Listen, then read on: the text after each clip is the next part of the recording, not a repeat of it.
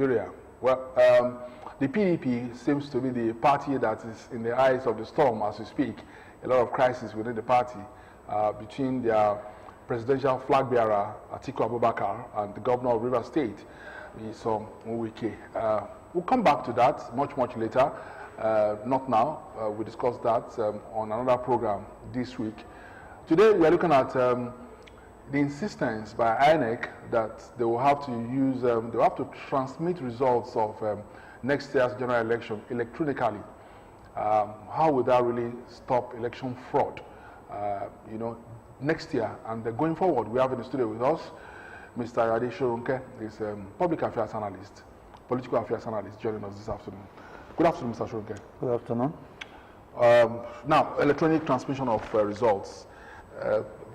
INEC has said there's no going back on it.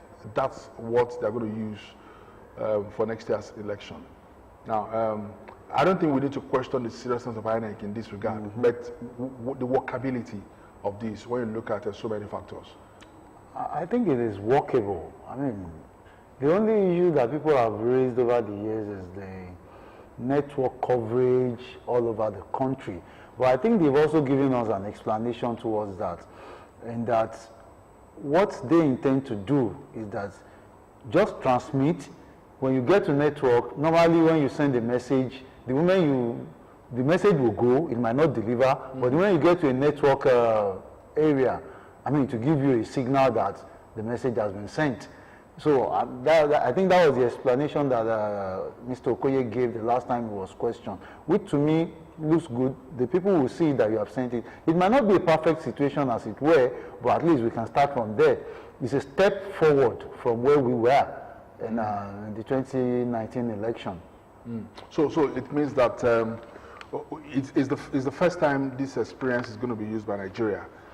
This idea, but we also know that technology has been an issue in this country, especially internet services.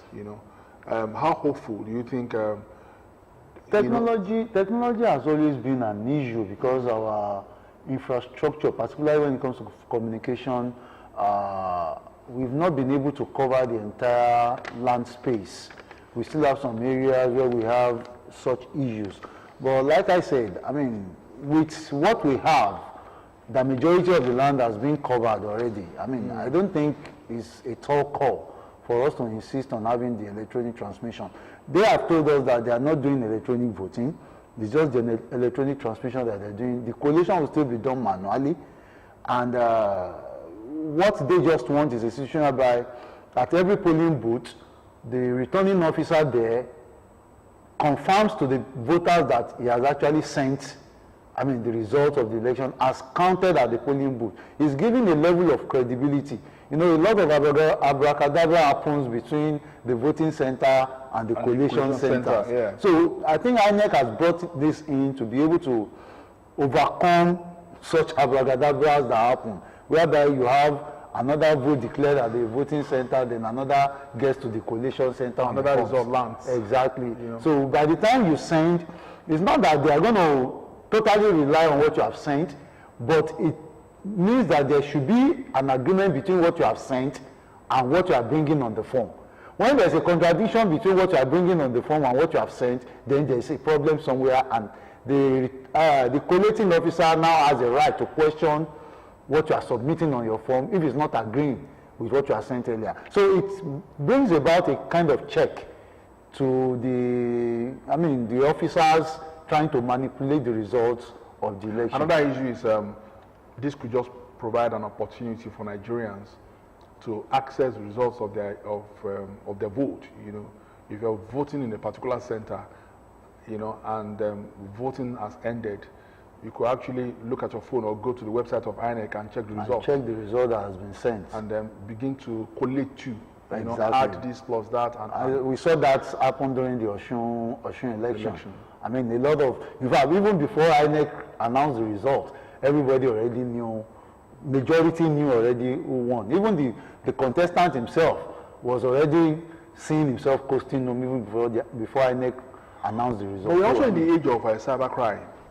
A whole lot of Nigerians are very, very, very adept when it comes to hacking electronic See, systems. I think that was also raised, and I was satisfied with the explanation that INEC gave. If we are doing an email thing or what we can call website updating thing, then that is where the cybercrime can come in. This is more like, it's like our normal text message or WhatsApp message, whereby you just send it in, and the person picks the result. And no one could, along the line, manipulate. That would be difficult, because if you're going to manipulate, that means you now have to substitute the number of the returning officer that is sending it. Because there will be an allocated number. Well, I'm not an INEC official, but the way it was explained, there will be probably a customized number for the INEC INEC returning officer at the voting center.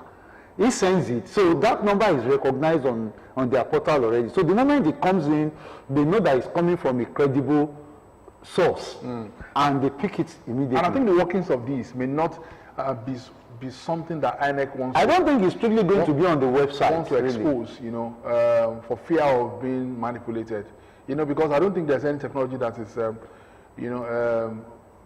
prone, that is not prone to, that is foolproof. Foolproof, yeah. Globally, yeah, there is none. But again, if the compromise will come, it probably will come with the network providers, which I'm sure they will be very careful to get themselves. What has led us to this stage, or that's a wrong question? Maybe why has it taken Nigeria, this late to embrace, this in its electoral process? Before 2015, even after 2015, we had the issue of our legal system, our constitution accommodating electronic transfer. You knew we went through a lot of legal battles with that, with the National Assembly passing the law. At a point, the president said, since he was contesting the 2015 election, it won't be right for him to sign it into law, and all these other, things that came into play. But I think now that has gone and the president is no longer contesting, I think that was why we were able to cross that bridge, and we're where we are today. Whether we should have done it long before now, Rome was not built in a day. We keep improving on what we have. Where we were in 1999 is not where we were in 2019, and where we are today is not where it's not where we were even in the 2015 election. So I believe over time INEC had improved. Before anybody would be returning officer, now Professor Jega brought in the university dons becoming our returning officer. He gave some credibility, even though there were a few of them that still compromised, but to a large extent, he gave some credibility to our to the process of returning some of our candidates. So, we've improved over the years, and I think the technology aspect of it will also keep improving until we get the best. We are not there yet, but I am satisfied with the trajectory. What would this actually bring to elections in Nigeria? Credibility. Straightforward credibility. More credibility in our electoral process, because now you have eliminated the human aspect of manipulating results between one collating center to the other, or one voting center to the other. To a large extent, that now will be difficult. I won't say it will be impossible, but it will be difficult for anybody to do. And even if it is done, it can be traceable, and it can be faulted in any court of law. It's unlike then that they will say, provide evidences, and you can't get the evidences, or the evidences are not strong enough to nullify the election. Now it's going to be very, very easy. If you are the returning officer and it's established that you are the returning officer, and another figure is getting there and it's not coming from you, it is verifiable that it's not coming from you, any candidate can easily go to the tribunal and fault such declaration. So it makes it easy for you to do things and get away with it. Now, let's look at this as a form of legacy from President Muhammadu Buhari is leaving office, and this is actually coming up. Ordinarily, one would have expected that the federal government would also twist INEC and tell them, no, you can't go wrong with this. But there is an appearance of independence, you know, in the actions of INEC. You know, people have actually questioned the true independence of INEC. They are just independent National Electoral Commission, but people believe that truly they've not really been independent. Is this true independence? Let me say it has improved on the independence of INEC. I mean, if the president will allow such things, and I will not just give the current president the pat in the back. I mean, we've seen this even in the days of the former PDP government. I mean, appointment of somebody that came up and became non-partisan in the person of Professor Jega. Even President Goodluck Jonathan came out and told us that when you appointed him, some members of his party came and said, how can you appoint such a person? Don't you want to win election? And he said, all he just wants is credibility. So it's a good legacy, as it were. But I have seen over the years, government has been a little bit persistent in keeping the independence of INEC. Because if the independence of INEC is compromised, then our democracy is in shambles. That's just the reality. So, and I think the politicians to a large extent, let me say our past presidents to a large extent, have come to realize that.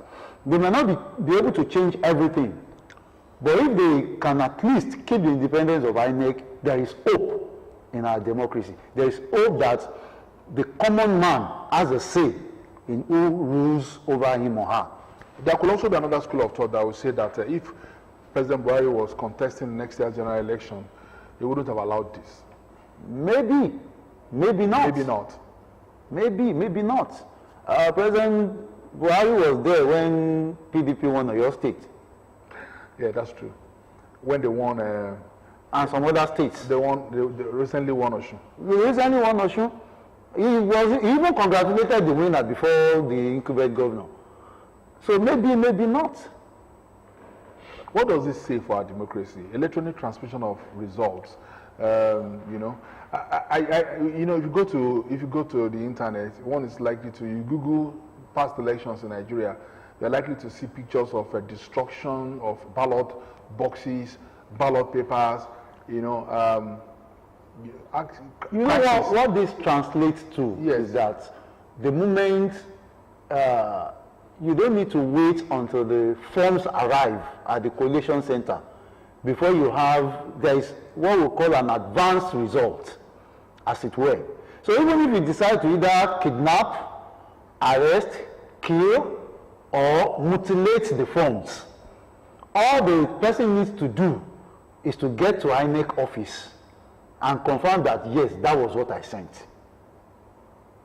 I don't know if you get what I'm saying. So we have removed all the human manipulation that can happen while you are transferring the results to the collation center. But what if the person comes and says that this is not the result that I transmitted to you? That will be difficult for him, because there will be people who will witness the counting. And there will be people in that community who will have the results recorded. And permit me, by the time you have 2, 3, 4, 5, 6, 10 witnesses confirming, the returning officer is a gunner. Anyway, let's be hopeful that this will work, and and let's be positive about it. Electronic transmission of election results in Nigeria is what we're looking at on the program this afternoon. Agenda 2023 on the People's Tele Ogtv, and with us in the studio is Mr.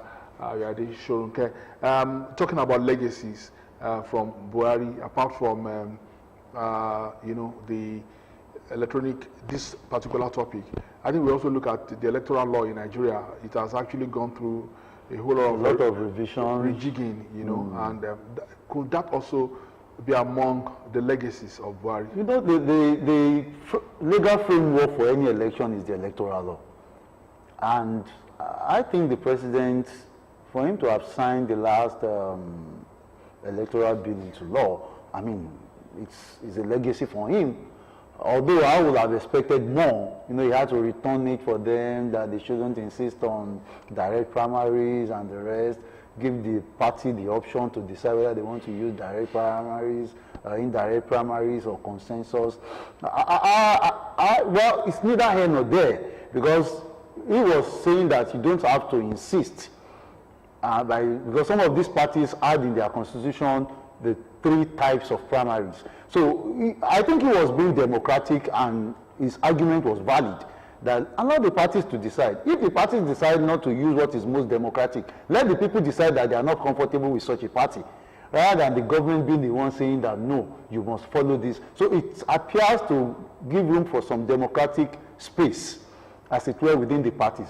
Even though I, as a person, would have preferred direct primaries, because that gives every member of that party, every card-carrying member of that party, to have a say in who emerges as a candidate. But his argument is also valid.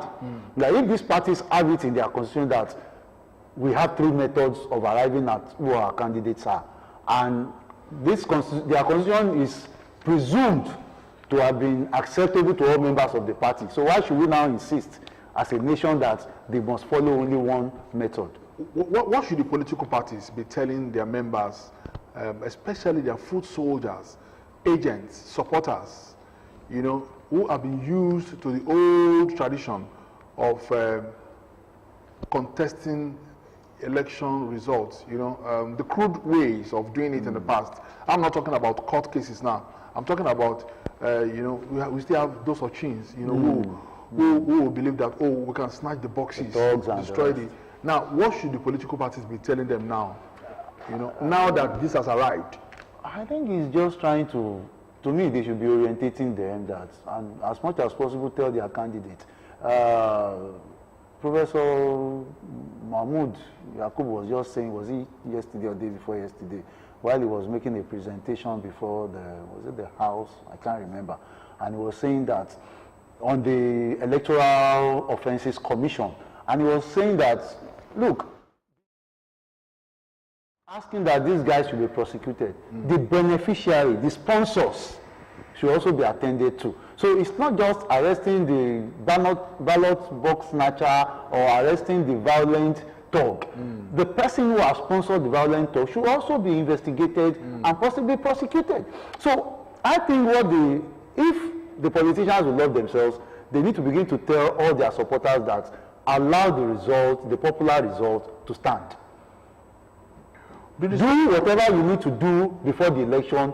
Do whatever campaign. Convince as much as you can convince. If you want to help me to convince the people to vote for me. Don't fight for me, or don't snatch ballot boxes for me. Because your fight will be in vain. Exactly, it's going to be in vain. It's going to be in vain. You might even end up putting yourself in trouble. You might end up putting yourself in jail. And even you might end up putting your principal in jail. Do the principals always get caught? Mr. Yadi? It's because over the years. It's because we have a system that do not believe that such people should be caught. We have a system that allows such people to get away with such daylight robbery. I mean, if we have a system that insists that such people should also be investigated and caught, but we know what happens. We know what happens. Okay, so our conclusion is that this is something that should be allowed to stay, should be encouraged, and should also actually be worked on. I think 2023 could just be experimentation of it, and beyond 2023, I think INEC should also find a way of... 2023 will be the national experimentation of it, because we've actually seen it in, I think, two states. 2 states, okay, yeah. I'm talking about large scale now, because you are likely to still hear stories. 36 states of the Federation. And you see, the beauty of it is that the more the people are prone to violence, is that there is really no result from violence. It even gives less stress to our security agents. We might not even need to have elections where we have our military men coming out of the barracks. They will also stay in the barracks and vote. Okay, 2-3 minutes to leave this program, Mr. Ade. I want you to actually say a few things about the crisis in the PDP. Tinubu met with Wike. That isn't that mysterious? Well, honestly, I don't expect Wike to leave PDP. But like it happened to Jagaban himself against Jonathan, where he was initially supporting a particular candidate, and at the last minute he decided to just withdraw. and his withdrawal gave the credit to an opposition candidate. Maybe that will happen in the case of Wike if PDP could not put their house in order early enough. I find it difficult to see PDP dancing to the tune of Wike, but the reality is that Wike is a very strong force that can pull PDP So Lamido has already spoken. He said that Wike does not have the monopoly over River State. So Lamido, from which state? It doesn't. It doesn't. But the reality is that the ground that Wike showed at that primary shows that Wike is a strong force in the PDP. So anybody that takes it for granted does so at his own peril. At his own peril. How does this affect the chances of PDP? It will definitely water down the chances of PDP. And if Wike is able to tilt to any of the other two leading political parties, they might just end up carrying the day. Anyway, we'll wait and see. Next year, general election, it seems far away, but it's not totally far away. On this program, we'll assure you that we'll talk about issues that matter when it comes to next year's general election. That's been the program this afternoon, Agenda 2023. We'll be looking at electronic transmission of election results. That's something that INEC has said it has come to stay. And the implications of this is that, all those characters that you find around polling booths will have to do everything. We'll also strive to bring INEC to this program, in the days ahead to come and look at this issue and probably talk about the modalities that are involved. I must thank you so much, Mr. Hadi, for coming on this program. That's the program. We'll catch you again next.